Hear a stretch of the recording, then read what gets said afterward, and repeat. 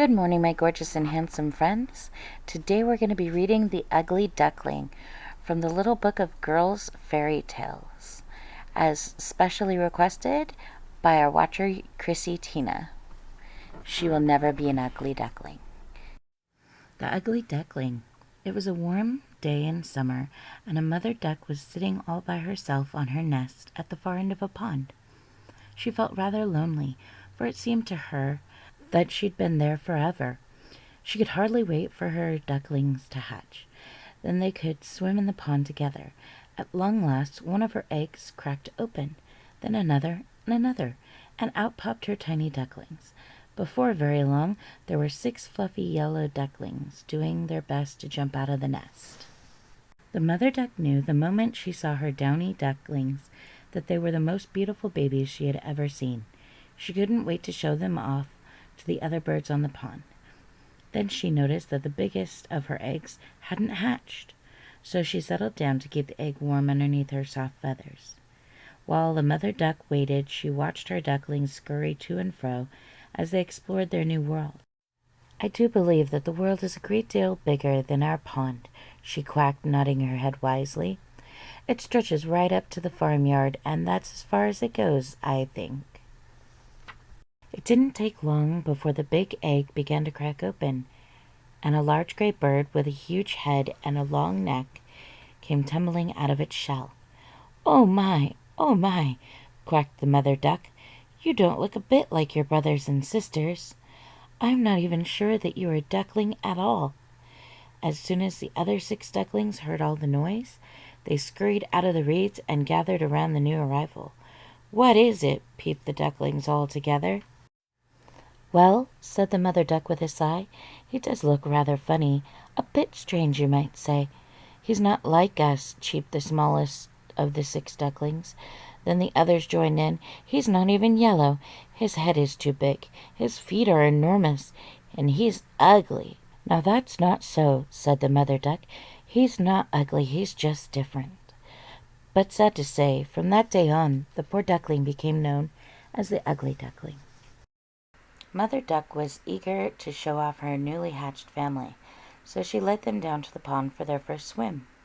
When they reached the water's edge, the ducklings plopped in one by one, and soon were swimming around in the water. "Don't you dare come near us," the 6 yellow ducklings shouted to the Ugly Duckling as they bobbed up and down near their mother. "Why, he's the best swimmer of all of you," quacked the mother duck. "He may look different, but one day he'll outshine every one of you." After a while, the mother duck led her ducklings across the pond and into the farmyard. The geese and the rest of the birds gathered around and stared when they saw the Ugly Duckling. "What is that?" hissed the farmyard goose rudely. "He's the biggest of my new ducklings," the mother duck replied. "He's the ugliest," crowed the rooster at the top of his voice. The Ugly Duckling's 6 brothers and sisters cheeped with laughter, and the rest of the farmyard birds joined in. Everyone was so unkind it made the poor Ugly Duckling feel very unhappy. As the weeks went by, the ducklings and their mother spent more and more time in the farmyard. The Ugly Duckling was pecked and hassled all day long. "They tease me because I'm so ugly," thought the Ugly Duckling as he ran away from the other birds. One morning, a girl from the farmhouse came into the yard to feed the poultry. "Get out of my way, you ugly creature," she cried as she threw grain from her bucket at the Ugly Duckling.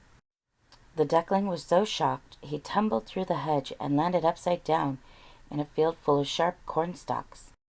The sparrows and finches that were perching on branches fluttered up into the sky with fright. "Everyone I meet is frightened because of the way I look," sighed the Ugly Duckling.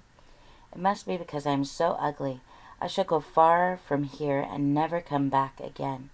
So early the next morning, he ran away from the cruel birds in the farmyard. The Ugly Duckling traveled all day long. At last he came to a great open marsh where the wild ducks lived. "You're not the prettiest duck," quacked one of the drakes, "but you're welcome to stay here as long as you like." And away he flew. Week after week, the Ugly Duckling hid in the rushes all alone.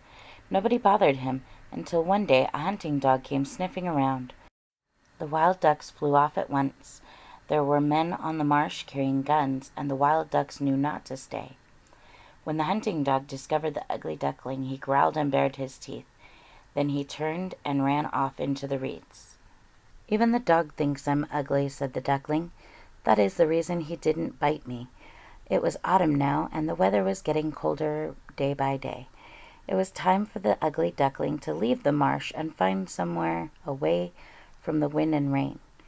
After a long search, he came upon a tumble-down cottage. It looked quite empty, so the duckling squeezed through a hole in the door where the wood had rotted away. Once inside the cottage, he hid in a corner and fell fast asleep. When the ugly duckling woke up the next morning, he was in for a surprise. An old woman lived there with her cat and her hen, and she found the duckling as soon as it was light. The old woman was delighted the duckling had come, and she begged him to stay. She thought he would lay plenty of duck eggs for tea, but her companions, the cat and the hen, had other ideas. "I can catch mice, can you?" snarled the cat. The ugly duckling shook his head. "I can lay eggs, can you?" clucked the hen.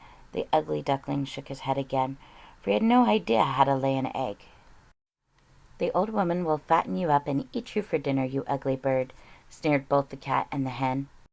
Their bullying went on, so after a while, although winter had arrived, the ugly duckling knew he had to move on.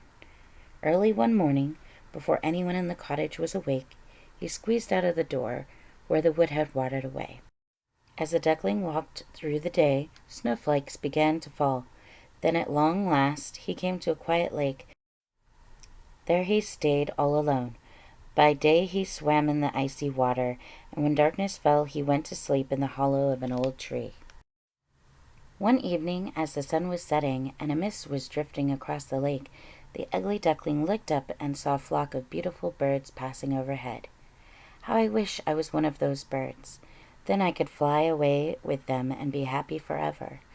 That night he stayed on the water, dreaming of those wonderful birds, but by morning the lake had turned to ice. The poor duckling was frozen fast and couldn't move. A farmer who happened to be passing by freed the poor bird and carried him home in his thick jacket. The farmhouse kitchen was cozy and warm, and the ugly duckling soon thawed out. The farmer's children were very young and wanted to play with him. It seemed like fun to them, but the ugly duckling didn't know they were just being friendly. He was frightened and tried to get away. He stumbled around the kitchen in panic, knocked over the milk, fell into the flour, and then ran across the butter. The farmer's wife clapped her hands, and the children screamed, and the farmer chased him out the door. So the ugly duckling fled back to the lake and hid in the hollow tree. He stayed there until the snow was gone and the ice had melted away. Spring came at last. The weather was warm and sunny, and great flocks of birds returned to the lake. Winter was gone, and for the first time in his life the ugly duckling felt happy to be alive. Boldly he swam into the middle of the lake. He spread out his strong wings and soared high into the air. He could fly. As he landed gracefully at the edge of the lake, he saw his reflection in the clear water. Looking back at him was a beautiful white bird. He could hardly believe his eyes, for during the long months of winter the ugly duckling had grown into a magnificent swan. Very soon the other swans on the lake came gliding across the water to make him welcome. "Are you alone?" asked one of the swans in the kindest way. "Please come and live with us," said another. No words could ever describe how happy this made the beautiful swan. A little girl had come to the water's edge to feed the birds. "Come quickly," she called to her mother. "There's a new swan on the lake today, and he's the loveliest of them all." The swan's dreams had come true at last, and no one would ever call him ugly again. The end. Put down in the comments section your favorite part. I'd love to hear your thoughts. Thank you, and until next time, good night.